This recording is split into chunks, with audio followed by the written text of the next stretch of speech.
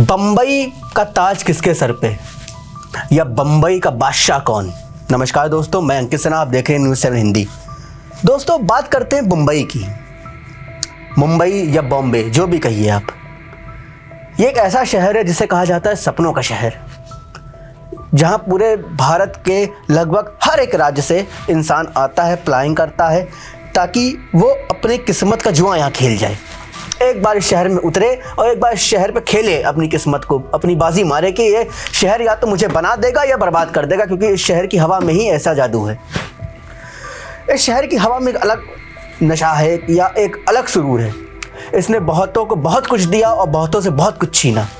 यह शहर हमेशा एक केंद्र रहा, हमेशा जो है एक चर्चा का विषय रहा, आज़ादी से पहले भी और आज़ादी के बाद भी। इस शहर ने बहुत कुछ देखा, बहुत कुछ ऊंचाइयां देखी, बहुत कुछ नीचाइयां भी देखी, बहुत कुछ देखा, बहुत कुछ सहा भी। इस शहर ने 92-93 के जो है बम ब्लास्ट सहे, इस शहर ने 26/11 सहा। अब बात करते हैं इस शहर की राजनीति की, इस शहर की सियासत की। दोस्तों भारतीय जनता पार्टी, जो कि अभी रूलिंग पार्टी है, देवेंद्र फडणवीस मुख्यमंत्री हैं वहाँ के, वो सबसे बड़ी पार्टी है 132 का आंकड़ा लेकर के, जबकि टोटल नंबर ऑफ सीट 288। तो आप समझ गए होंगे सिंगल लार्जेस्ट पार्टी, एक तरफा जीत है।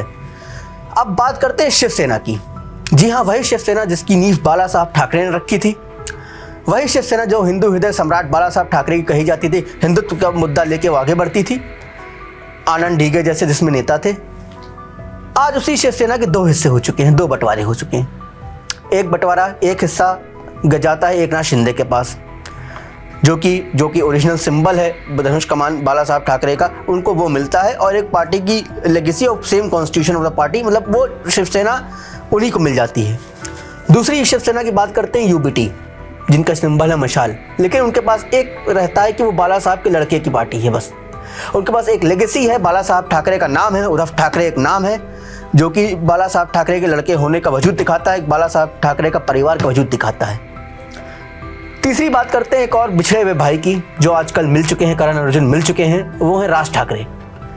जी हाँ, वो वही राज ठाकरे जो कुछ सालों पहले पार्टी से अलग होकर के अपनी एक अलग पार्टी फॉर्म की थी, मनसा, लेकिन कुछ दिनों में उनका प्रदर्शन भी नहीं काम आया। जो उन्होंने मराठी आंदोलन कर रहे थे वो भी विधानसभा चुनाव में फेल हुआ, और आज बिछड़े हुए भाई को, इसी राजनीति ने बिछड़े हुए भाइयों को आपस में मिलाया।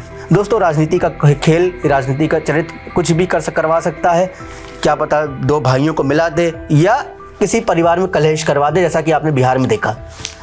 तो दोस्तों आने वाले हैं बीएमसी चुनाव कुछ महीनों में, और जो एनडीए है, नेशनल डेमोक्रेटिक अलायंस, जो कि भारतीय जनता पार्टी के नेतृत्व महायुक्ति जिसे महाराष्ट्र में नाम दिया गया, वो अब उसमें भी एक खिंचाव दिखाई दे रहा है। भारतीय जनता पार्टी वाले कह रहे हैं कि जो है, हो सकता है कि कार्यकर्ताओं की इच्छा हो तो हम ये चुनाव अकेले लें, तो एकनाथ शिंदे को भी अकेले उतारने पड़ेंगे अपने उम्मीदवार।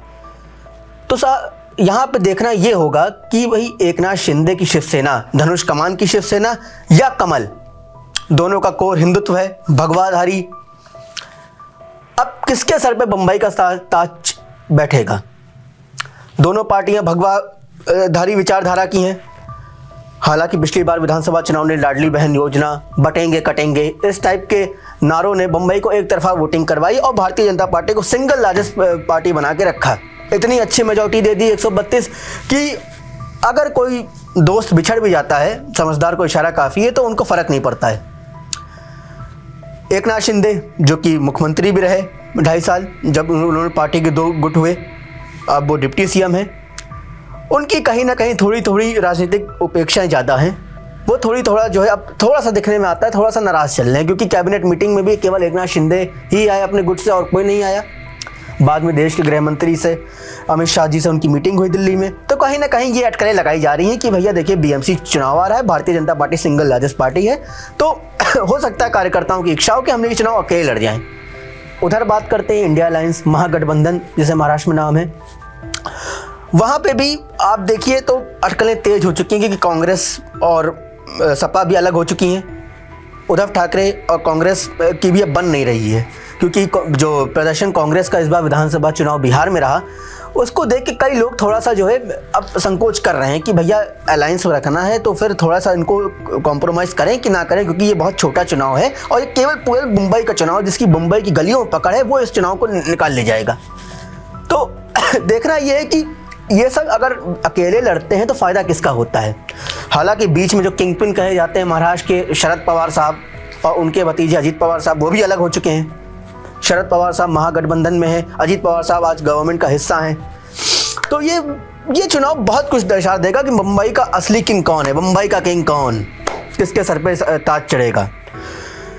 तो दोस्तों अभी के लिए इतना ही। आने वाले टाइम में आपको बताता हूँ मुंबई का किंग कौन है, और इस पे कोई भी अपडेट होती है मैं आपको तुरंत अपडेट करता हूँ। देखते रहिए मेरे साथ न्यूज़ 7 हिंदी। मैं अंकित, नमस्कार।